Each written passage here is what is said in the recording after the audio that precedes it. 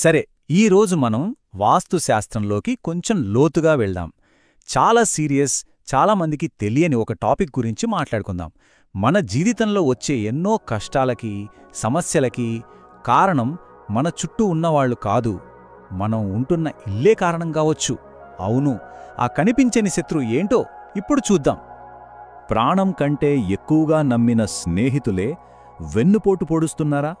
ఎంతో కష్టపడి నిలబెట్టుకున్న వ్యాపారం, దాని రహస్యాలు బయటకు పొక్కుతున్నాయా?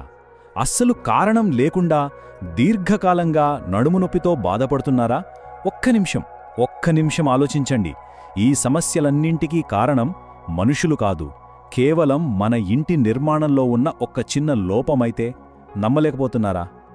ఆ నిశ్శబ్ద శత్రువు, ఆ వెన్నుపోటుదారుడు ఎక్కడో లేడు, మన కళ్ల ముందే ఉంటాడు. మన ఇంటికి ఎదురుగా ఉండే ఒక చిన్న ఇరుకైన గ్యాప్. అంటే చూడ్డానికి చాలా సింపుల్గా, మామూలుగానే అనిపిస్తుంది. కాని దాని ఎఫెక్ట్, దాని ప్రభావం ఊహించనంత తీవ్రంగా ఉంటుంది. అవును, వాస్తుశాస్త్రం దీన్నే సందుపోటు అని పిలుస్తుంది. రెండు పెద్ద బిల్డింగుల మధ్య ఉండే ఒక సన్నని సందు, అది నేరుగా మన ఇంటివైపు చూస్తుందంటే ఇంకా చాలా జాగ్రత్తగా ఉండాలి. ఇదొక సైలెంట్ కిల్లర్ లాంటిది. దాని ప్రభావం మనకు తెలియకుండానే చాలా నెమ్మదిగా మన జీవితాన్ని పూర్తిగా దెబ్బతీస్తుంది. ఏంటి, ఒక చిన్న గ్యాప్కి ఇంత పవర్ ఉంటుందా అనిపిస్తోందా? ఉండొచ్చు. దీని వెనుక ఒక పక్కా సైంటిఫిక్ రీజన్ ఉంది. ఆ సైన్స్ ఏంటో ఇప్పుడు చూద్దాం. విన్నాక ఖచ్చితంగా ఆశ్చర్యపోతారు. దీని వెనకున్న ఫిజిక్స్ ప్రిన్సిపుల్ పేరు విండ్ టనల్ ఎఫెక్ట్. సింపుల్గా చెప్పాలంటే, ఓపెన్ ప్లేస్లో గాలి చాలా ఫ్రీగా, నెమ్మదిగా వెళ్తుంది కదా. కానీ అదే గాలిని ఒక సన్నని పైప్ లాంటి సందులోకి పంపిస్తే మొత్తం శక్తి అంతా ఒకే చోట కాన్సంట్రేట్ అవుతుంది. దాని స్పీడు, దాని ఫోర్స్ విపరీతంగా పెరిగిపోతాయి. ఇక్కడ చూడండి, ఆ తేడా ఎంతుందో.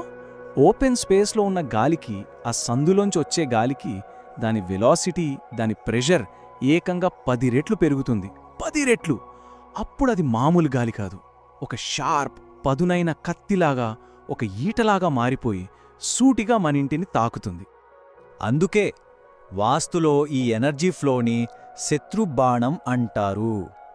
పేర్లోనే ఉంది గదా, ఒక శత్రువు మన ఇంటి మీదకి గురిపెట్టి వదిలిన పదునైన బాణం లాంటిదిది. సరే, ఈ శత్రుబాణం అనేది మన జీవితం మీద, మన ఆరోగ్యం మీద ఎలాంటి ఎఫెక్ట్ చూపిస్తుందో ఇప్పుడు డీటెయిల్గా చూద్దాం. దీని ఎఫెక్ట్ 2 రకాలుగా ఉంటుంది. ఒకటి ఫిజికల్, ఇంకొకటి మెటాఫిజికల్. ఫిజికల్గా చూస్తే ఈ బాణం నేరుగా టార్గెట్ చేసేది మన వెన్నెముకని. అందుకే ఇలాంటి ఇళ్లల్లో ఉండేవాళ్లకి తరచుగా భరించలేని నడుమునొప్పి, స్పాండిలైటిస్ లాంటి సమస్యలు వస్తుంటాయి. ఇక రెండోది మెటాఫిజికల్. అంటే ఇక్కడ ఫిజికల్గా వచ్చే వెన్నునొప్పి మన జీవితంలో వెన్నుపోటుగా మారుతుంది. ఎంత విచిత్రంగా ఉంది కదా. అంటే ఎవరినైతే గుడ్డిగా నమ్ముతామో వాళ్లే మనల్ని మోసం చేస్తారు, ద్రోహం చేస్తారు. అయితే ఈ సందుపోటు ప్రభావం అన్ని చోట్ల ఒకేలా ఉండదు. అది ఏ డైరెక్షన్ నుంచి వస్తోంది అనే దాన్ని బట్టి దాని తీవ్రత మారిపోతుంది. దక్షిణం లేదా పడమర నుంచి వచ్చే సందుపోటు మాత్రం అత్యంత ప్రమాదకరం. వాస్తుశాస్త్రం చాలా బలంగా హెచ్చరిస్తుంది. ఇది నేరుగా ఆరోగ్యం మీద, రిలేషన్షిప్స్ మీద ఎఫెక్ట్ చూపిస్తుంది. అంతేకాదు, యాక్సిడెంట్లు, లీగల్ ప్రాబ్లమ్స్కి కూడా దారితీయొచ్చు.